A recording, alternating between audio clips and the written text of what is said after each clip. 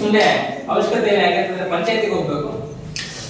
ಊರಿನ ಹಿರಿಯರೇ ಬಾಬಣ್ಣವ್ರು ಬಂದಿದ್ದಾರೆ, ರಮೇಶಣ್ಣವ್ರು ಬಂದಿದ್ದಾರೆ, ಸೋಮಣ್ಣವ್ರು ಬಂದಿದ್ದಾರೆ, ನಮ್ಮ ಗ್ರಾಮ ಪಂಚಾಯತಿ ಸದಸ್ಯರಾಗಿರುವಂತಹ ನರಟರಾಮಣ್ಣವರೇ ಹಾಗೂ ರಾಮಣ್ಣವರೇ, ಶೋಭಮ್ಮ ಅವರೇ, ಕದ್ದಪ್ಪಯ್ಯಣ್ಣವರೇ, ಮಾಜಿ ಗ್ರಾಮ ಪಂಚಾಯತಿ ಅಧ್ಯಕ್ಷರಾಗಿರುವಂತಹ ನಮ್ಮ ನರಟರಾಮಪ್ಪ ಶಿವಪ್ಪ ಅವರೇ, ನರಟಪ್ಪ ಅವರೇ, ಮತ್ತೆ ಎಲ್ಲರೂ ಕೂಡ ಈ ಕಾರ್ಯಕ್ರಮಕ್ಕೆ ಬಂದಿದ್ದೀರಾ. ಅತಿ ಉತ್ಸಾಹದಿಂದ ಇಬ್ಬರು ಬಂದಿದ್ದಾರೆ. ಇವತ್ತು ನಾವು ಏನಕ್ಕೆ ಯಾವುದೇ ಒಂದು ಜಯಂತಿಯನ್ನ, ಯಾವುದೇ ಒಂದು ಕಾರ್ಯಕ್ರಮವನ್ನು ಆಚರಿಸಬೇಕು ಅಂತಂದ್ರೆ ಏನಕ್ಕೆ ಆ ಕಾರ್ಯಕ್ರಮ ಆಚರಿಸ್ತಾ ಇದ್ದೀವಿ ಅನ್ನೋದನ್ನ ನಾವು ಮೊಟ್ಟ ಮೊದಲಿಗೆ ತಿಳ್ಕೊಳ್ಳೇಬೇಕು. ಇಲ್ಲ ಅಂತಂದ್ರೆ ಆ ಕಾರ್ಯಕ್ರಮಕ್ಕೆ ಯಾವುದೇ ಕಾರಣಕ್ಕೂ ಕೂಡ ಅರ್ಥ ಇರಲ್ಲ. ನಾವು ಪುಷ್ಪ ಪಲ್ಲಕ್ಕಿಗಳನ್ನ ಕಟ್ಬೋದು, ಇನ್ನೊಂದು ಕಟ್ಬೋದು, ಯಾವುದೇ ಕಾರಣಕ್ಕೂ ಕೂಡ ಆ ಕಾರ್ಯಕ್ರಮಕ್ಕೆ ಅರ್ಥ ಇರಲ್ಲ. ಏನಕ್ಕೆ ಇವತ್ತು ಬಾಬಾ ಸಾಹೇಬ್ ಅಂಬೇಡ್ಕರ್ ಅವರ ಬಗ್ಗೆ ನಾವು ಏನಕ್ಕೆ ಸ್ಮರಿಸ್ಕೋಬೇಕು, ಏನಕ್ಕೆ ಈ ದಿನಾಚರಣೆಯನ್ನ ಆಚರಿಸಬೇಕು ಅಂತಂದ್ರೆ ಅನ್ನೋ ಪ್ರಶ್ನೆ ಬಂದಾಗ, ಬಾಬಾ ಸಾಹೇಬರ ಹೆಸರನ್ನ ಯಾರಾದ್ರೂ ಸ್ವಲ್ಪ ಪ್ರಜ್ಞಾವಂತಿಕೆ ಇರುವಂತಹ ಈ ದೇಶದ ಪ್ರಜೆ ಯಾರಾದ್ರೂ ಆಗಲಿ, ಪ್ರಜ್ಞಾವಂತಿಕೆ ಇರುವವರು ಬಾಬಾ ಸಾಹೇಬ್ ಅಂಬೇಡ್ಕರ್ ಅನ್ನುವಂತಹ ಒಂದು ಹೆಸರನ್ನು ಕೇಳಿದ ತಕ್ಷಣ ಹೃದಯ ಮಿಡಿಯಬೇಕು, ಸ್ವಲ್ಪ ಆದ್ರೂ ತಡ್ಕೊಳ್ಬೇಕು.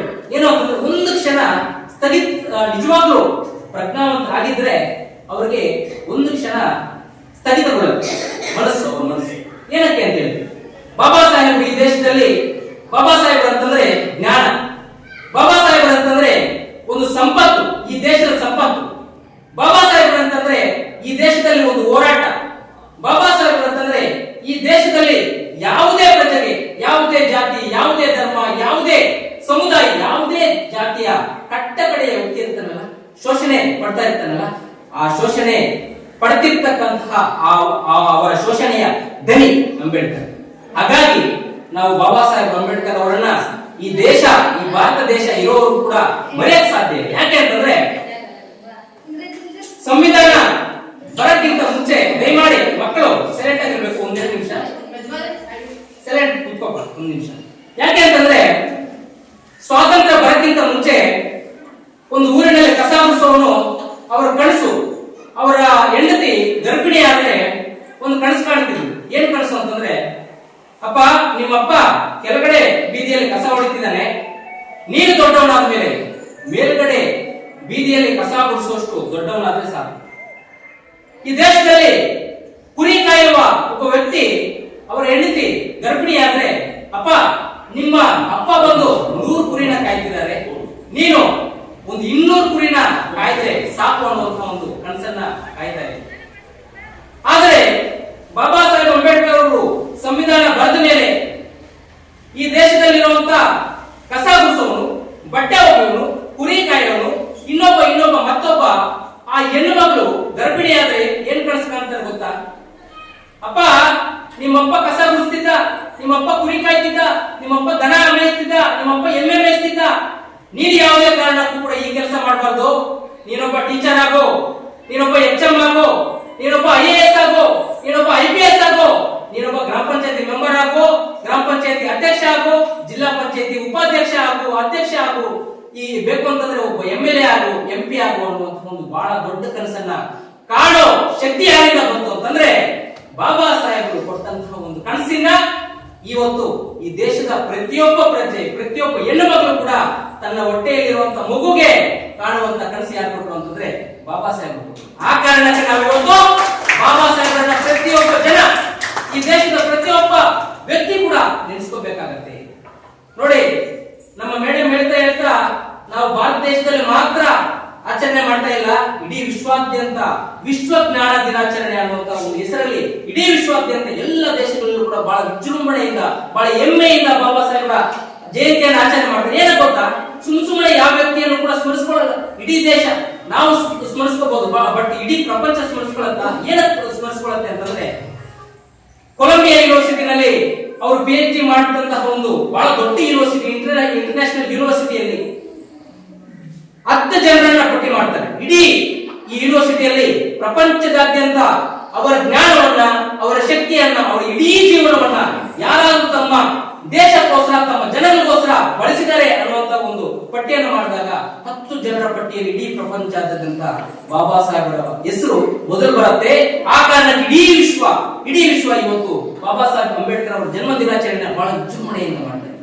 ಮಾಡ್ಬೇಕು ಬೇಡ? ಮಾಡ್ಬೇಕು ಬೇಡ? ನಾವೇನ್ ಮಾಡಿದೀವಿ? ನಾವೇನಂತಂದ್ರೆ ನಮ್ಮಲ್ಲಿರುವಂತಹ ಪ್ರತಿಭೆಯನ್ನ ನಾವು ಯಾವತ್ತೂ ಗುರುತಿಸಲ್ಲ. ಅದು ನಮ್ಮ ಮೂರ್ಖತನ, ನಮ್ಮ ದಡ್ಡತನ. ಯಾಕೆಂತಂದ್ರೆ ನಾವು ಕನಕದಾಸರು ಕುಲವೆಂದು ಒಡೆದಾಡಿದಿರಿ, ನಿಮ್ಮ ಕುಲದ ನೆಲೆಯನ್ನೇನಾದರೂ ಬಳಿರಾದ ಜಾತಿಯನ್ನ ಅಲ್ಲಿಗೆಳೆದಂತಹ ಒಬ್ಬ ಕನಕದಾಸರನ್ನ ನಾವು ಕುರುಬರಿಗೆ ಸೀಮಿತ ಮಾಡ್ತೀವಿ. ವಿಶ್ವ ಮಾನವ ಸಂದೇಶ ಸಾರಿದಂತಹ ಕುವೆಂಪು ಅವ್ರನ್ನ ನಾವು ಒಕ್ಕಲಿಗರಿಗೆ ಸೀಮಿತ ಮಾಡ್ತೀವಿ.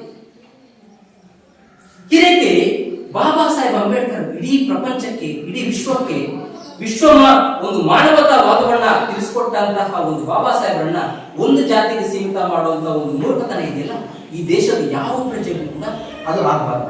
ಯಾಕೆಂತಂದ್ರೆ ಬಾಬಾ ಸಾಹೇಬ್ ಅಂಬೇಡ್ಕರ್ ಅವರು ಒಂದು ಮಾತಾಡ್ತಾರೆ, ನೋಡಿ ನಾನು ಯಾವುದೇ ಕಾರಣಕ್ಕೂ ಒಂದು ಜಾತಿಯ ಉದ್ಧಾರಕ್ಕೆ, ಒಂದು ಸಮುದಾಯ ಉದ್ಧಾರಕ್ಕೆ ನಾನು ಮಾಡಿಲ್ಲ ಕೆಲಸ. ನಿಮಗೇನಾದ್ರೂ ಡೌಟ್ ಇದ್ರೆ ಹೋಗಿ ಸಂವಿಧಾನ ನೋಡ್ಕೊಳ್ಳಿ ಅನ್ನುವಂತ ಒಂದು ಮಾತನ್ನ ಹೇಳ್ತಾರೆ. ಆ ಕಾರಣಕ್ಕೆ ಯಾವುದೇ ಕಾರಣಕ್ಕೂ ಕೂಡ ನಮ್ಮ ನೋಡಿ ಯಾರೋ ಈ ಹಿಂದೆ ಹಿರಿಯರು ತಪ್ಪು ಮಾಡಿರ್ಬೋದು, ನಾವು ಅದನ್ನು ಕಂಟಿನ್ಯೂ ಮಾಡೋದು ಬೇಡ. ಯಾವುದೇ ಕಾರಣಕ್ಕೂ ಬಾಬಾ ಸಾಹೇಬ್ರನ್ನ ಒಂದು ಸಮುದಾಯಕ್ಕೆ ಸೀಮಿತ ಮಾಡದೆ ನಮ್ಮಷ್ಟು ದೊಡ್ಡ ವಿಜ್ಞಾನಿಗಳು. ಯಾಕೆಂತಂದ್ರೆ ಇಡೀ ಪ್ರಪಂಚ ಕೊಂಡಾಡ್ತಾ ಇರುವಾಗ ನಾವು ಅವರನ್ನ ಎತ್ತಿ ಹಿಡಿಬೇಕಾಗತ್ತೆ ಅನ್ನುವಂತ ಮಾತನ್ನ ಹೇಳ್ತೇನೆ. ಮತ್ತೆ ಸಮಯ ಹೆಚ್ಚಿಲ್ಲ, ಒಂದೇ ಒಂದು ಮಾತೇಳಿ ನಾನು ಮುಗಿಸ್ತೇನೆ. ಯಾಕೆಂತಂದ್ರೆ ಬಾಬಾ ಸಾಹೇಬ್ರನ್ನ ನಾವು ಇನ್ನೂ ಹೆಚ್ಚಾಗಿ ಯಾಕೆ ನೆನೆಸ್ಕೋಬೇಕು ಅಂತಂದ್ರೆ, ನೋಡಿ ಈ ದೇಶದಲ್ಲಿ ಯಾವೊಬ್ಬ ನಾಯಕ ಆದ್ರೂ ರೈತರಿಗೋಸ್ಕರ ಕಣ್ಣೀರ್ ಹಾಕಿದ್ದಾರೆ ಅಂತಂದ್ರೆ ಅದು ಬಾಬಾ ಸಾಹೇಬ್ ಅಂಬೇಡ್ಕರ್. ಮಹಿಳೆಯರು ಈ ರೀತಿ ಇಷ್ಟು ಜನ ಮಹಿಳೆಯರಿದ್ದಾರೆ. ಸ್ವಾತಂತ್ರ್ಯ ಬರಕ್ಕಿಂತ ಮುಂಚೆ ಒಂದು ಸಭೆಯಲ್ಲಿ ಯಾವ ಮಹಿಳೆಯು ಕುತ್ಕೊಂಡು ಈ ರೀತಿ ಮಾತಾಡುವಂತಹ ಅಧಿಕಾರ ಇದೆ. ಹಾಗಾಗಿ ಮಹಿಳಾ ಹಕ್ಕುಗಳನ್ನು ಯಾರಾದ್ರೂ ತಂದುಕೊಟ್ಟಿದ್ದಾರೆ ಅಂತಂದ್ರೆ ಅದು ಬಾಬಾ ಸಾಹೇಬ್ ಅಂಬೇಡ್ಕರ್. ಹಾಗಾಗಿ ಮೇಲ್ಜಾತಿ ಹೆಣ್ಣುಮಕ್ಕಳಿಂದ ಹಿಡಿದು ಕೆಳಜಾತಿ ಹೆಣ್ಣುಮಕ್ಕಳಿಂದ ಹಿಡಿದು ಈ ದೇಶದ ದುರಂತ, ಜಾತಿ ಅನ್ನುವಂಥದ್ದು ಬಹಳ ದೊಡ್ಡ ದುರಂತ. ಈ ದೇಶ ಕಂಡಿರುವಂತ ಕ್ಯಾನ್ಸರ್ ಇದೆ. ಈ ಕ್ಯಾನ್ಸರ್ ಏನಾದ್ರು ನಮ್ಮ ದೇಹದಲ್ಲಿ ಇಟ್ಕೊಂಡ್ರೆ ಯಾರಾಗೋದು ನಾವೇ ಸಾಯ್ತೀವಿ, ಯಾರು ಬೇರೆಯವ್ರು ಕಾಣಿಯಾಗೋದು. ಹಾಗಾಗಿ ಏನಂತಂದ್ರೆ ಬಾಬಾ ಸಾಹೇಬರು ಒಂದು ಕ್ಷಣ ಕಣ್ಣೀರಾಗ್ತಾರೆ, ಒಂದು ಸಂದರ್ಭದಲ್ಲಿ ಕಣ್ಣೀರಾಗ್ತಾರೆ. ಏನಕ್ಕೆ ಅಂತ ಹೇಳ್ತೀನಿ. ಏನಕ್ಕೆ ಅಂತಂದ್ರೆ ಒಬ್ಬ ಅಮೆರಿಕದ ಪತ್ರಕರ್ತ, ಸರ್ ನಿಮ್ಮನ್ನು ನೋಡ್ಬೇಕು ನಾನು ಅಂತ ಬಂದಾಗ, ಯಾವ ಟೈಮ್ ಕೊಡಿ ದಯಮಾಡಿ ಅಂತಂದಾಗ ಯಾವ ಟೈಮ್ ಆದ್ರೂ ಬನ್ನಿ ಅಂತಂತಾರೆ. ಮಧ್ಯರಾತ್ರಿಯಲ್ಲಿ 12 ಗಂಟೆಗೆ ಬರ್ತಾರೆ ಅವ್ರು ನೋಡಕ್ಕೆ. ಇವ್ರು ಬಾಬಾ ಸಾಹೇಬರು ಓದ್ತಾ ಇರ್ತಾರೆ. ಸರ್ ಎಲ್ಲರೂ ಆರಾಮಾಗಿ ನಿದ್ದೆ ಮಾಡುವಂತ ಟೈಮಲ್ಲಿ ನೀವು ಓದ್ತಿದಿರಲ್ಲ, ಏನಕ್ಕೆ ಈ ತರ ಇದು ಮಾಡ್ತಿದ್ದೀರಾ, ನೀವು ನಿದ್ದೆ ಮಾಡಿದ್ರೆ ಇದು ಓದ್ತಿದಿರಲ್ಲ ಅಂತಂದ್ರೆ, ನೋಡಿ ಯಾರು ಆರಾಮಾಗಿ ನಿದ್ದೆ ಮಾಡ್ತಿದಾರಲ್ಲ ಅವರ ಫಾಲೋಯರ್ಸ್ ಯಾರಿದ್ದಾರೆ ಅವರೆಲ್ಲ ಅವ್ರ ಫಾಲೋಯರ್ಸ್ಗೆ ಲಕ್ಷಾಂತರ ವರ್ಷಗಳಿಂದ ಜ್ಞಾನ ಇದೆ, ಅವ್ರಿಗೆ ಅರಿವಿದೆ. ಆದ್ರೆ ನಾನು ಯಾರಿಗೋಸ್ಕರ ಹೋರಾಡ್ತಾ ಇದ್ದೀನಿ, ಅವ್ರಿಗೆ 6000 ವರ್ಷಗಳಿಂದ ಅವ್ರು ನಿದ್ದೆಯಲ್ಲೇ ಇದ್ದಾರೆ. ಹಾಗಾಗಿ ಅವರನ್ನು ನಿದ್ದೆಯಿಂದ ಎಬ್ಬಿಸಬೇಕು ಅಂತಂದ್ರೆ ನಾನು ನಿದ್ದೆ ಕೆಡಬೇಕು, ಅದಕ್ಕೋಸ್ಕರ ನಾನು ಓದ್ತಾ ಇದ್ದೀನಿ ಅನ್ನೋ ಒಂದು ಮಾತನ್ನ ನೋಡಿ. ಎಷ್ಟು ಬಹಳ ದೊಡ್ಡ ಮಹಾನ್ ವ್ಯಕ್ತಿ, ಮಹಾನ್ ನಾಯಕ ಅಂತಂದ್ರೆ ಅವರು ಮೊದಲ ಕಾನೂನು ಮಂತ್ರಿ ಆಗಿದ್ರು. ಇಡೀ ಇಂಟರ್ನ್ಯಾಷನಲ್ 2 PhDಗಳನ್ನ ಇಂಟರ್ನ್ಯಾಷನಲ್ ಯೂನಿವರ್ಸಿಟಿಗಳಲ್ಲಿ 2 PhDಗಳನ್ನ ಮಾಡ್ಕೊಂಡು ಬರ್ತಾರೆ. ಅಂತ ವ್ಯಕ್ತಿಗೆ ಅವ್ರ ಮಕ್ಕಳು ಒಬ್ಬ ರಾಜರತ್ನ ಅಂಬೇಡ್ಕರ್ ಅಂತ ಅವ್ರ ಮಗ ತೀರ್ಕೊಂಡ್ಬಿಡ್ತಾರೆ.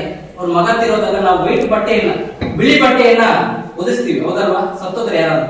ಆದ್ರೆ ಆ ಮಗ ತೀರೋದಾಗ ಬಾಬಾ ಸಾಹೇಬರು ಜೋಬೆಲ್ಲ ತಡ್ಕಾಡ್ತಾರೆ, ₹1 ಕೂಡ ಇಲ್ಲ.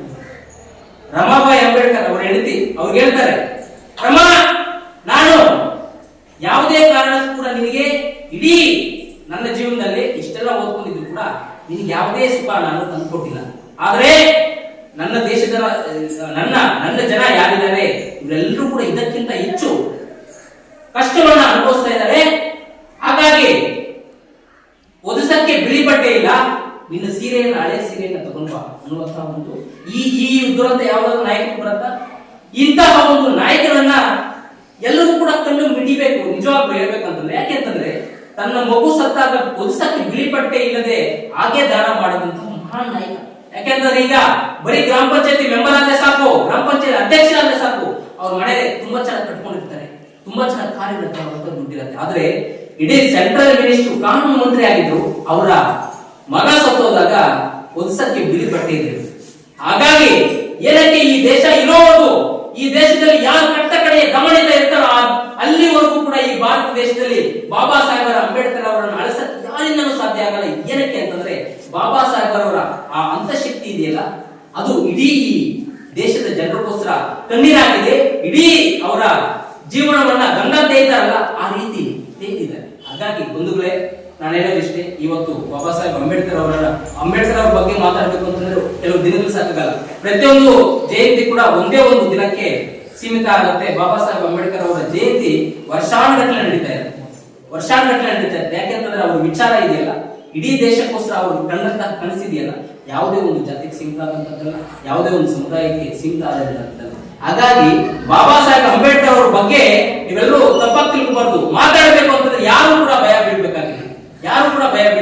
ಯಾಕೆಂತಂದ್ರೆ ಮೋದಿ ನರೇಂದ್ರ ಮೋದಿ ನಾನು ಇವತ್ತು ಪ್ರಧಾನಮಂತ್ರಿ ಆಗಿದ್ದೀನಿ ಅಂತಂದ್ರೆ ಯಾರ ಕಾರಣ ಅಂತಂದ್ರೆ ಬಾಬಾ ಸಾಹೇಬ್ ಅಂಬೇಡ್ಕರ್ ಅವರು ಬರೆದಿರುವಂತಹ ಸಂವಿಧಾನ ಅನ್ನುವಂತಹ ಮಾತನ್ನ ಹೇಳ್ತಾರೆ. ಮೋದಿ ಏನಾದ್ರು ಬಾಬಾ ಸಾಹೇಬರ ಜಾತಿನ? ಇವತ್ತು ಒಬ್ಬ ಕುರುಬ ಜಾತಿಗೆ ಸೇರಿದಂತಹ ಸಿದ್ದರಾಮಯ್ಯ ನಾನೇನಾದ್ರು ಮುಖ್ಯಮಂತ್ರಿ ಆಗಿದ್ದೀನಿ ಅಂತಂದ್ರೆ ಈ ರಾಜ್ಯಕ್ಕೆ ಅದು ಬಾಬಾ ಸಾಹೇಬರು ಕೊಟ್ಟಂತಹ ಭಿಕ್ಷೆ ಅನ್ನುವಂತ ಎದೆ ತಟ್ಕೊಂಡು ಹೇಳ್ತಾರಲ್ಲ, ಇದು ಬಾಬಾ ಸಾಹೇಬ್. ಹಾಗಾಗಿ ಯಾರು ಕೂಡ ಯುವಕರು ತಿಳ್ಕೋಬೇಕು, ಯಾರು ಕೂಡ ಬಾಬಾ ಸಾಹೇಬ್ರ ಬಗ್ಗೆ ಮಾತಾಡಬೇಕು ಅಂತಂದ್ರೆ ಯಾರು ಕೂಡ ಭಯ ಬೀಳ್ಬೇಕಾಗಿಲ್ಲ. ಯಾಕೆಂತಂದ್ರೆ ಬಾಬಾ ಸಾಹೇಬ್ರು ಅಂತಂದ್ರೆ ಈ ದೇಶದಲ್ಲಿ ಒಂದು ಬಹಳ ದೊಡ್ಡ ಸತ್ಯ. ಬಾಬಾ ಸಾಹೇಬ್ರು ಅಂದ್ರೆ ಈ ದೇಶದಲ್ಲಿ ಬಹಳ ದೊಡ್ಡ ಧೈರ್ಯ. ನೋಡಿ, ಯಾವುದೋ ಮೈನ್ಮಾರ್ ಅಂತಹ ದೇಶ, ಅದು ನಮ್ಮ ದೇಶ ಅಲ್ಲ. ಅಲ್ಲಿರುವಂತ ಒಂದು ಪ್ರೈಮ್ ಮಿನಿಸ್ಟರ್ಗೆ ಕಷ್ಟ ಬರುತ್ತೆ, ಎಲ್ಲ ದಾಳಿ ಆಗುತ್ತೆ. ಆ ಟೈಮಲ್ಲಿ ಒಂದು ಪ್ರತಿಭಟನೆ ಮಾಡ್ಬೇಕಾಗುತ್ತೆ. ನಮ್ಮ ದೇಶದವರು ಅವರು ಮೈನ್ಮಾರ್ ದೇಶದ ಪ್ರಧಾನಮಂತ್ರಿ ಅವರು ಹಿಡ್ಕೊಂಡ ಅವ್ರ ಪ್ರತಿಭಟನೆ ಒಂಟಿ ಮಹಿಳೆ ಪ್ರತಿಭಟನೆ ಮಾಡ್ತಾ ಇದ್ದಂತಹ ಸಂದರ್ಭದಲ್ಲಿ ಯಾವ ಫೋಟೋ ಇಟ್ಟಿದ್ರು ಗೊತ್ತಾ? ಬಾಬಾ ಸಾಹೇಬ್ ಫೋಟೋ ಇಟ್ಟಿದ್ರು. ಇಡೀ ಪ್ರಪಂಚದಲ್ಲಿ, ಇಡೀ ನಾಟ್ ಓನ್ಲಿ ಈ ಭಾರತ ದೇಶ, ಇಡೀ ಪ್ರಪಂಚದಲ್ಲಿ ಇರುವಂತಹ ಯಾವುದೇ ದಮನಿತ ಮಹಿಳೆಗೆ, ಯಾವುದೇ ದಮನಿತ ವ್ಯಕ್ತಿಗೆ ಬಾಬಾ ಸಾಹೇಬ್ ಒಂದು ಪ್ರೇರಣೆ, ಒಂದು ಶಕ್ತಿ, ಅವ್ರಿಗೆ ಹೋರಾಟ, ಯಾವುದೇ ಒಂದು ಅವ್ರ ಹಕ್ಕನ್ನ ಪಡ್ಕೋಬೇಕು ಅಂತಂದ್ರೆ ಅದು ಯಾವ ಶಕ್ತಿ ಅಂತಂದ್ರೆ ಬಾಬಾ ಸಾಹೇಬ್. ಹಾಗಾಗಿ ನೀವು ಯಾರು ಕೂಡ ಬಾಬಾ ಸಾಹೇಬ್ ಅಂಬೇಡ್ಕರ್ ಅವರ ಬಗ್ಗೆ ಏನೇ ಮಾತಾಡಿ ಯಾರು ಕೂಡ ಭಯ ಬೆಳಿಬೇಕಾಗಿದೆ. ಯಾಕೆಂತಂದ್ರೆ ಅಂಬೇಡ್ಕರ್ ಅವರ ಒಂದು ಶಕ್ತಿ, ಅಂಬೇಡ್ಕರ್ ಈ ದೇಶದಲ್ಲಿ ಬಹಳ ಒಂದು ದೊಡ್ಡ ಸತ್ಯ. ಆ ಸತ್ಯನ ಯಾರು ಏನು ಮಾಡಿದ್ರು ಕೂಡ ಮರೆಮಾಚಕ್ಕಾಗಲ್ಲ. ಹಾಗಾಗಿ ಬಾಬಾ ಸಾಹೇಬ್ ಅಂಬೇಡ್ಕರ್ ಅವರ ಒಂದು ಕೊಡುಗೆ ಏನಿದೆಯಲ್ಲ, ಅವರ ಒಂದು ತ್ಯಾಗ ಏನಿದೆಯಲ್ಲ, ಈ ದೇಶದ ಪ್ರತಿಯೊಬ್ಬ ಮಹಿಳೆಗೂ ಸೇರಿದೆ, ಈ ಪ್ರತಿಯೊಬ್ಬ ಕಟ್ಟಕಡೆ ವ್ಯಕ್ತಿಗೂ ಸೇರಿದೆ, ಎಲ್ಲ ಜಾತಿಯ ಜನಾಂಗಕ್ಕೂ ಕೂಡ ಸೇರಿದೆ ಅನ್ನುವಂತಹ ಮಾತನ್ನು ಮಾತಾಡ್ತಾ ಹೋದ್ರೆ ಬಹಳ ಇನ್ನ ಗಂಟೆ ಕೂಡ ಮಾತಾಡಬಹುದು. ದಯಮಾಡಿ ಮತ್ತೊಮ್ಮೆ ನಾವು ಮಾತಾಡೋಣ ಅಂತ ಹೇಳ್ತಾ ಇವತ್ತು ಒಂದೇ ಒಂದು ಸಣ್ಣ ಘೋಷಣೆ ಹಾಕಿ ನಾವು ಈ ಕಾರ್ಯಕ್ರಮ ಮುಂದಿನ ಕಾರ್ಯಕ್ರಮಕ್ಕೆ ಹೋಗೋಣ. ಜೈ ಜೈ ಜೈ ಜೈ ಜೈ ಭೀಮ್, ಜೈ ಭೀಮ್, ಜೈ ಭೀಮ್ ಮಾಡ್ಬೇಕು. ಓಕೆನಾ? ಯಾಕೆಂತಂದ್ರೆ ಬಾಬಾ ಸಾಹೇಬ್ ಆ ಹೆಸರು ನೆನೆಸ್ಕೊಂಡ ತಕ್ಷಣ ಅದೊಂದು ಎಮೋಷನ್. ಓಕೆನಾ? ಎಂತಹ ಕಲ್ಲು ಹೃದಯ ಕೂಡ ಒಂದು ಕ್ಷಣ ಕರಗಬಹುದು. ಯಾಕೆಂತಂದ್ರೆ ಆ ಹೆಸರಿಗೆ ಇರುವಂತ ತಾಕತ್ತು. ಜೈ ಜೈ ಜೈ ಜೈ ಜೈ ಭೀಮ್, ಜೈ ಭೀಮ್, ಜೈ ಭೀಮ್, ಜೈ ಜೈ ಜೈ ಜೈ ಜೈ ಭೀಮ್, ಜೈ ಭೀಮ್, ಜೈ ಭೀಮ್, ಜೈ ಜೈ ಜೈ ಜೈ ಜೈ ಭೀಮ್, ಜೈ ಭೀಮ್, ಜೈ ಭೀಮ್.